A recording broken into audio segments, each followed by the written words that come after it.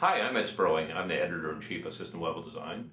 I'm here with Lip-Bu Tan, the President and CEO of Cadence. Lip-Bu, semiconductors are getting far more complex. They're also getting more difficult to design, and the cost is going up dramatically, which is one of the big problems. How do we solve that? Yeah, I think as you correctly point out, the chip getting more complex, harder to design, and time to market become very critical. So the full integrated flow become very important. That include the digital, analog, all the way to packaging is important. And that's why it's very important right now we articulate very clearly that the vertical integration and flow and vertical collaboration become very important. That means that the system company, the semiconductor chip company, the IP player, ourselves, Cadence Flow, and plus our foundry partners have to work closely together. And the end result basically is providing a unique products for the end customer that can enjoy. What you're talking about to a large extent is a very functional ecosystem that has to work much more closely than it did in the past. Where does EDA fit into that? Yeah, EDA fit in very well because when you have IP blocks, when you have the different design like SoC, very complex, you have analog, digital block to make it to mixed signal. They have all kind of problems going to encounter, either power, leakage, interference, and that's where our tool come into play. And then the other thing is when you move the geometry down with the foundry like 20 nanometer, the 14, all the FinFET, 3D IC packaging related, and all this have to work together seamlessly from design all the way to fabrications. And our tool play a very integrated flow role for doing that. So EDA is almost becoming the glue across these pieces, right? Absolutely. I think it's a very essential and critical piece of the whole equation. Yeah. You deal with a lot of customers out in the marketplace. What are they asking for that they're not getting now? Yeah, I think a couple of things. Clearly, the complex chip right now they are designing, they need the hardware, the software, the IP, and then all coming together in a very timely fashions. So that's why we kind of launched the EDA 360. They have the silicon level, the IP level, the SoC level, and then the whole holy grail of the software, hardware co-design, co-verification, and then make it the timely fashion. And that I think is what the customer looking for. Time to market is becoming a big issue in that area too, with all these different pieces. You have to integrate, you have to write the software. What are you doing? What can be done to solve this problem? Yeah, it's a very good question because time to market is so critical now. Used to have, you have 9 months, now shrink it down to 6 or 3 months, and some of the consumer products. So clearly, beside the silicon, the IP blocks, you have to fully integrate together, and for providing the SoC products. And more important right now is the whole hardware and software co-design, co-verification in a very compressed timetable. And so in some way, if you can have while your hardware is still developing but not ready yet, and at the same time you can developing your software, and at the same time, that will save tremendous time to market. And those are the things that I think is become the bottleneck. You've said publicly on a number of occasions that you're very optimistic about the future of EDA. Why? What's going to change? What's driving that? What do you see happening? Yeah, a couple of factors that get me excited about.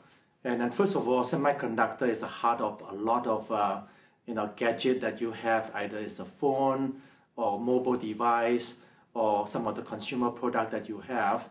And so semiconductor is the heart of all the innovations. And then secondly, clearly if I look at the horizon in terms of the semiconductor cycle, clearly we are in the upswing, and all the data I look at is this year will be a mid-single digit growth, and next year will be even higher.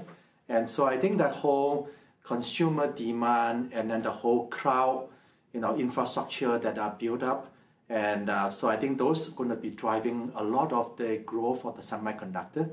And then of course the complexity of the design and SoC really play into our strength, Cadence strength in terms of mixed signal flow, and also some of the company are pushing the envelope to the advanced node, and we are so well positioned in the 3D IC and that will work with customer and some of the foundry partners and the IP partners, and they're going to be helping us a lot in terms of capture the big market for the growth. It's been 2 years since Cadence acquired Denali. What's happened since then? First of all, the acquisition is very good for us, and the integration is and the performance is exceeding our plan and our expectation. So we are very delighted on that. But beside that, we are starting to expand our SoC IP strategy. And right now we are starting to move, besides just memory, that the IP, the DDR2, DDR3, and also the VIP, verification IP that the Denali is very strong at. And then now we are starting to expand into the interface IP, high-speed interface IP, and then some of the PCI, the Internet 40, 100 gig Ethernet media controller and PHY. Those can be a very good contribution to our top line growth. Well, it's hard to argue with anything that Cadence has done. Looking at your numbers, you've grown significantly faster than EDA, even though EDA has really bounded back. What's changed? What's driving that? So a couple of things. First of all, we are delighted. Last year we grew 23%, and then in terms of the operation-wise, we generate good operating margin. We did in the Q4 almost over 20%, and we generate a lot of cash. And so I think that fundamentally a couple of changes we make. First of all is a corporate culture change. We are humble, hardworking, working with our customer. We want to make our customer win. And then secondly, in terms of, beside the culture is also the discipline. We are a lot more focused as an engineering company. We are driving excellence in some of the product line, and we continue to improve and our product performance and features, and our commitment to the advanced node, commitment to helping the customer in time to market, and those is kind of reflecting from our results. What will be the next areas of focus for Cadence? Well, I think we continue to focus on the design and then helping our customer from semiconductor to the system company how to design their complex product in a very timely fashions. And then along that way, clearly we are strengthening our core business. We love our core business, and we continue to strengthen, like I mentioned earlier, 3D IC, advanced nodes, and then the mixed signal performance. And the next thing we are driving is really the IP. Customers are looking for quality, differentiating IP that can help them to design, and so that part we're going to continue to drive. When we look at EDA, typically it's been a North America, Europe market with a fair amount in Japan. The rest of Asia seems to be coming online. How does that affect what Cadence is doing and also EDA in general? Yeah, this is a very good question. Clearly, the Asia Pacific is growing very rapidly. Just give you a data, out of 330 billion industry in the semiconductor industry, and China consumes more than 100 billion. And so there's a lot of fast-growing fabless company coming up in China. You look at the high silicon, you look at the Spectrum, and the suite of a product company are coming up with very strong IP in China and Asia Pacific. And I think you're going to see a major trend of coming up. And that's why that part of the world, it becomes very important to Cadence. And we are very well positioned all the way from government to the industry leader, to the company specifically, and to the university. And we are very plugged in, and we are very well positioned to capture that growth. And so that would be a very exciting industry growth in Asia Pacific. And that also including Korea, also coming up very strong. And that's going to be a very important market for the semiconductor industry. Another shift that we're seeing, and you're probably seeing even more closely, is definition of a system is changing. It used to be we started out with a chip, and then it became an SoC, and now it's becoming even well beyond the SoC. How do you work with that? Yeah, this is a very major change in the industry, and clearly a couple of leading system companies are driving the change. And one, for example, like Apple, Google, Facebook, Amazon, Oracle with Sun acquisition. They all move into that, I call it the vertical design and integrations. And so that become a very important trend for us. And we are very well positioned to work with them.